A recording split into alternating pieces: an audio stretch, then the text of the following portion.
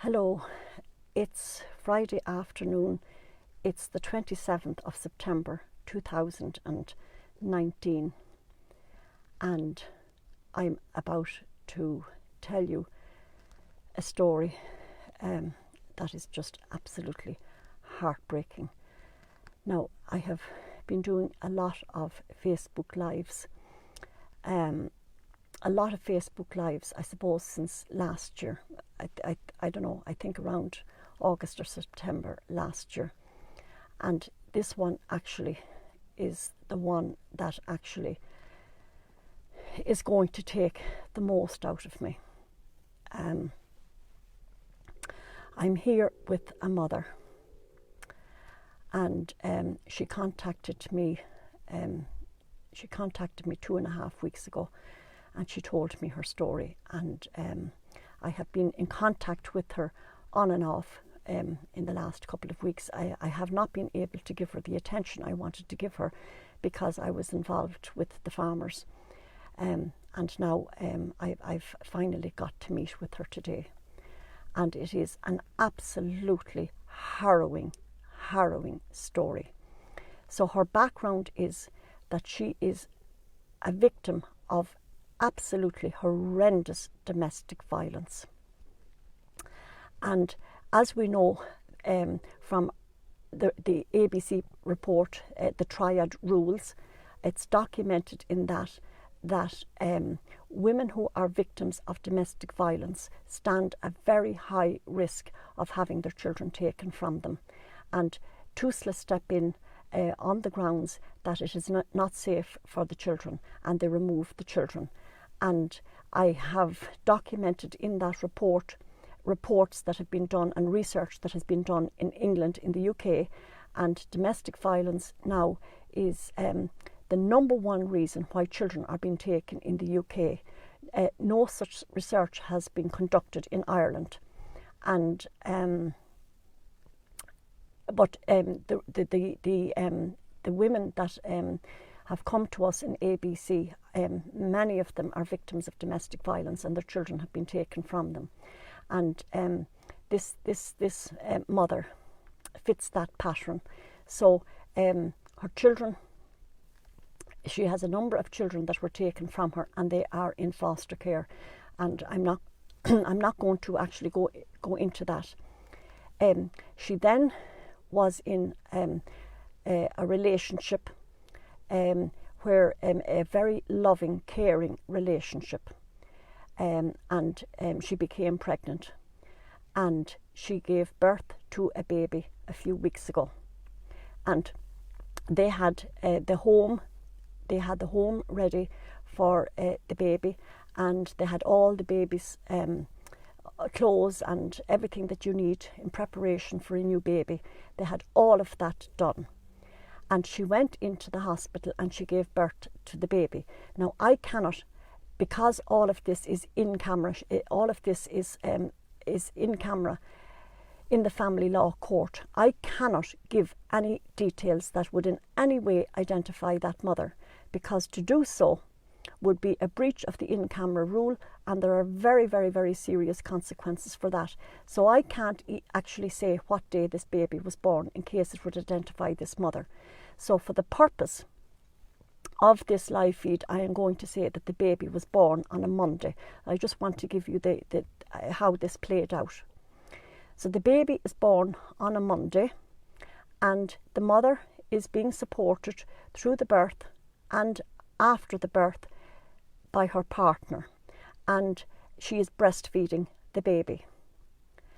And there was already a psychological report carried out on her by a psychologist who was paid by a social worker, and he stated in the family law court in a previous hearing that this mother was cognitively impaired, and I'll come back to that in a few minutes, okay?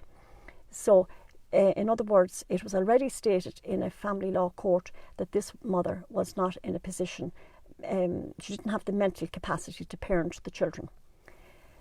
So she now is in the hospital with the newborn baby, and she's breastfeeding the baby, and it's Monday. On Thursday, she had to walk from the maternity hospital. She's still in the hospital. On the Thursday, she had to walk from the maternity hospital to the courthouse. It's a 15-minute walk. She had been told that she was summoned to the courthouse. The Tusla social workers were in the maternity hospital and told her she had to go to the family law court on the Thursday. So she walked from the hospital to the family law court, a journey of 15 minutes. When she arrived in the court, she was met by her free legal aid solicitor, who had not been in contact with her, who did not brief with her, who did not talk or do anything for her. The court hearing took place. The social worker that was there on behalf of Tusla said that the social worker that this lady was dealing with was on leave, and she was there to represent Tusla. Now, bear in mind that the mother never met this social worker in her life, okay? This was her first time to ever see this social worker. It was this psychological report that had been prepared some time previously, was presented in court, and it was declared this mother did not have the capacity to parent this child. So the judge granted a care order for the baby. The mother walked back to the hospital, absolutely, completely, totally and utterly gutted and devastated. On the Friday, she was informed at 11 o'clock that the social workers were coming to collect the baby at 2. She breastfed the baby. She prepared the baby for the handover. The social workers arrived at 2:30, 2 of them. The mother put the baby in its carry tot, and she went downstairs in the hospital, and she went out to the car of the social worker, and she placed the baby in the back seat of the car, and the 2 social workers drove off with the baby.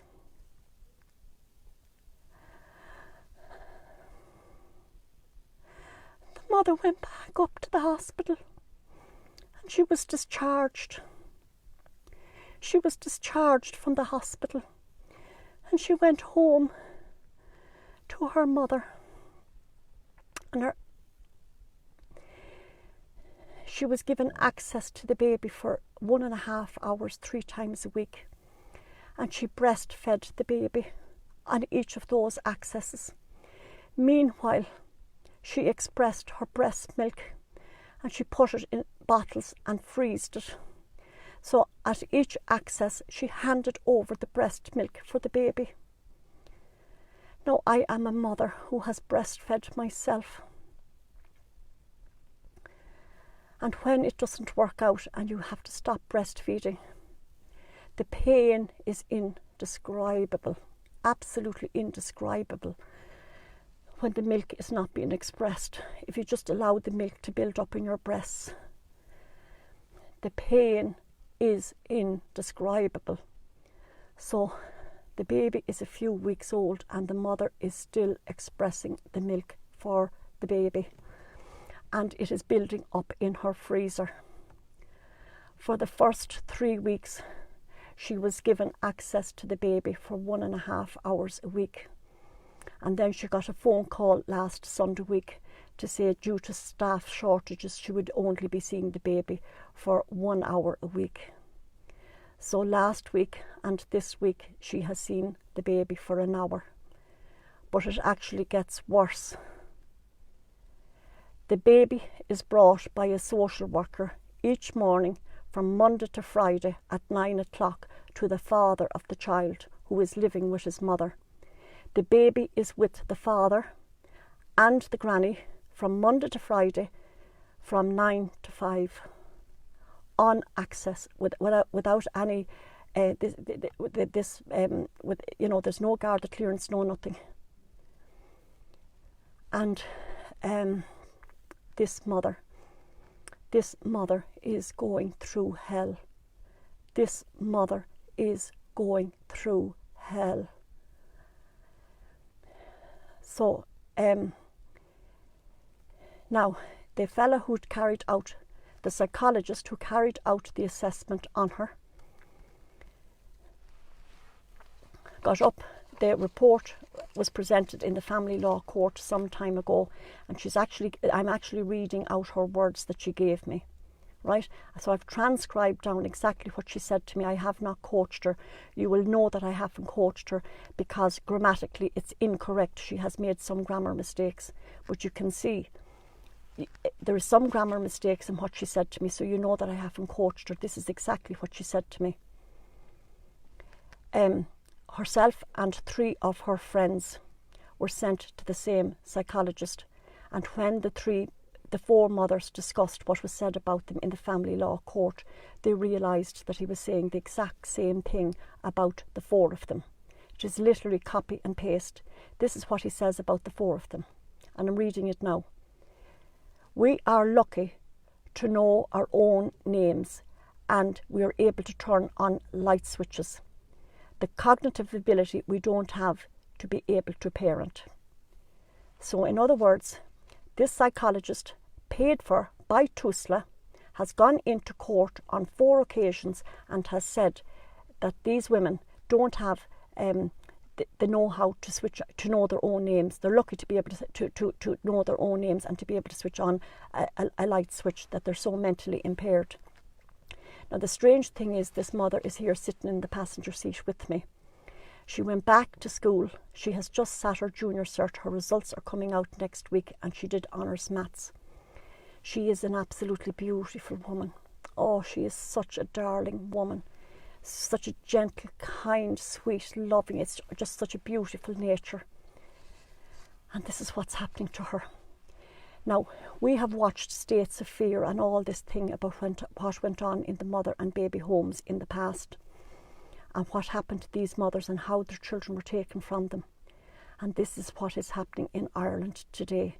And and this is all documented in the ABC report. Now, the ABC report has been given to every single TD in the Dáil. It has been endorsed by 3 government ministers. Micheál Martin has asked Catherine Sapona this week, did she receive it? She said that she did, and she handed it over to her department officials.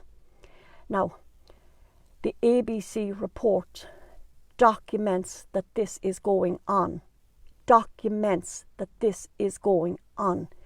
In the past, it was said that the babies were taken from the mothers by the nuns and by the state and everybody else because nobody knew what was happening, and that if people knew what was going on, it wouldn't have happened. And that's the excuse that's used. But now we know that this is happening. We know that this is happening. Now, Safe Ireland and Women's Aid are the 2 bodies, and they're both funded by Tusla. Women's Aid and Safe Ireland are both funded by Tusla. And they are there to support women who are victims of domestic violence. I have got on to both of those bodies. I have given them the report, and I have given instructions over the phone to the 2 people that I was dealing with in each of the 2 organisations, saying that this is what is happening to the victims of domestic violence in Ireland. Their children are being specifically targeted. They are being specifically targeted by Tusla to take their children.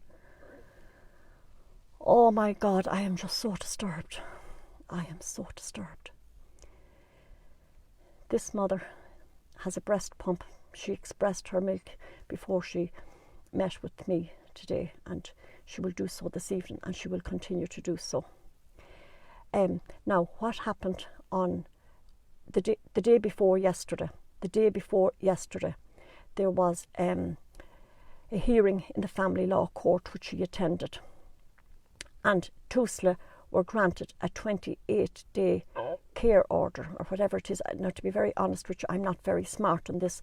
The mothers themselves are much better and more articulate at using the proper language. So please, please, please, it's not that I'm being dishonest, but I'm not very smart, and I have said this many, many, many times. I am not able to report what goes on in these courts. Well, anyhow, to put it into simple language, the judge gave Tusla the go-ahead to hold on to the baby for another 28 days. So the baby is with foster parents. The father has the child each day from 9 to 5, and the mother has now access to the baby for 1.5 hours a week. It's absolutely horrendous what's happening in this country. The other thing I want to say to you is this. I don't have time to go on Facebook and to watch all these live videos or whatever. I am just so busy. I'm so busy. I put up the stuff on my own page. I have a few friends who monitor my page and alert me to anything that's untoward that's going on my page. I don't actually have time to be watching all the other videos and all the other live feeds and everything else that's going on. I just don't have time for that. But I have been alerted to the fact that I'm being bad-mouthed by some people. And to be very honest with you, I've been bad-mouthed because of my role with the farmers, and I've been bad-mouthed because of my role with the mothers. And when I get these phone calls from people telling me that I'm being bad-mouthed, I just say, look it, please, what other people think of me is their business. It's not my business. It's not my business. What other people say about me or what other people think about me is not my business, right? My business is me and what I think of myself and why I'm doing this. And I know that my motives are pure. And everything that I have done is to come from a place of trying to help people that are fighting state corruption. And my satisfaction comes from knowing that I help people. When I get into bed at night and I look back in my day, and if there was somebody that I helped that day and I made some little impact in their life that made their struggle a little bit better, that gives me enormous, enormous satisfaction. So that is why I'm doing it. I don't have a hidden agenda. I don't have a political agenda or untoward motives. If I do make a decision to go for politics, it will be purely to highlight the issues that I'm fighting. That is it and no more. I'm not doing this to be political or anything like that. I'm doing this to help people. And now I am aware that in Ireland the government never has to worry about people that are campaigning, because they know there's a pattern there in Ireland. The campaigners will stab each other in the back. They will stab each other in the back, and they'll take each other out. So the state never has to send in its hired assassins to take out the people that are campaigning. They'll take each other out. Okay? And that I already see that happening. Right? So when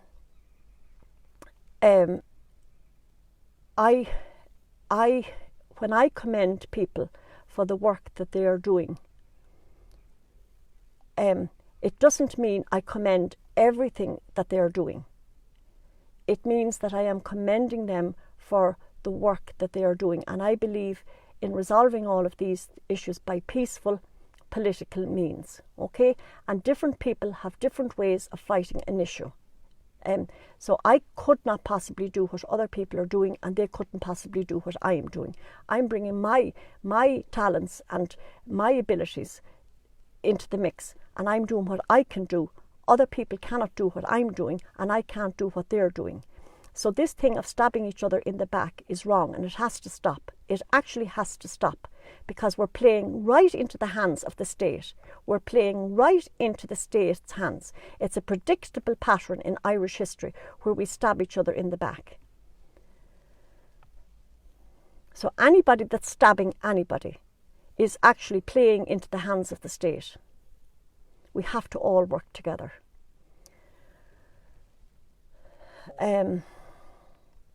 Now, this mother actually felt that if she went and got an independent psychiatrist report to prove that she does have parental capacity, that would actually be used in the court and it would help her to get her child back. So she's approached a psychologist, an independent psychologist, who says he will do the report for her, but it's €3,500. So naturally she doesn't have €3,500, so her mother has gone to the credit union to arrange a loan of €3,500 to do a psychologist report. Now, I have a number of mothers who have gone the route of paying out thousands of euro for independent psychologist report, and they have brought them into the family law court. They're represented by free legal aid solicitors, and sometimes they don't actually have the money to pay a solicitor. So they don't actually have a solicitor. The report is brought into the court, but Tusla are there. And Tusla are represented by a number of barristers and a number of solicitors. The judge is sitting up on the bench, right? So you have the mother on the one hand that is represented by a free legal aid solicitor, and that free legal aid solicitor may be playing the system because it's their bread and butter. All the free legal aid work is sent their way, so they're not going to rock the system. Now, I'm not going to say that about every free legal aid solicitor. Some mothers have free legal aid solicitors, and those free legal aid solicitors actually do a monumental amount of work free for the mothers, okay? Monumental amount of work free. I'm not talking about them. I'm talking about the free legal aid solicitors who just played the system. So the mother is there in the court with the free legal aid solicitor, and on the other side then you have Tusla with the highest, the best barristers that money can buy. So there's two conflicting reports being presented to the judge. One is the independent report paid for by the mother, and the other then is the report paid for by Tusla. But naturally the barristers for Tusla are able to swing the judge and say, this report here is the one that you have to listen to. This is the one you have to listen to. This is the one you have to go by. And the other solicitor representing the mother, or she may have no solicitor at all, the one that costs the thousands of euro is just put to one side, and it's not used at all. So this is what is actually happening. Thank you all for your beautiful comments that's there, and I'm just going to say to the mother, look at there is support there for you. The support that's coming in for you is huge. Maura here is saying, well done. Somebody else is saying, I just can't see the name. Can you start a GoFundMe page for this mother? So that the support is out there for you. And now, to the beautiful people on my page, can I say that my page is a beautiful page with a beautiful following. The followers on my page are second to none. Beautiful, beautiful people on my page who are so respectful and carry on such lovely discussions. I'm really, really, really concerned, and I know you're really concerned. Okay, there are one or two people that come onto my page that are trolls, and that's okay, we'll deal with them. But the vast majority of you are absolutely beautiful, and you're very concerned about what's going on. And it's not my page, it's our page. It's not my page, it is our page. It's just my name happens to be at the top of it, but it is our page. And together we have to do something for this woman. And the best way that we can do this now is to make this video go viral. This has to go viral and get word out around the country what is happening, because mainstream media can't touch this. Mainstream media will not touch this. I have rung Joe Duffy, I have rung various people. I do have one or two journalists that are waiting to go with this story, but they can't at the moment. Their hands are tied. I did have a journalist in a very reputable paper who had the story written, and the editors, it couldn't get past the editors. So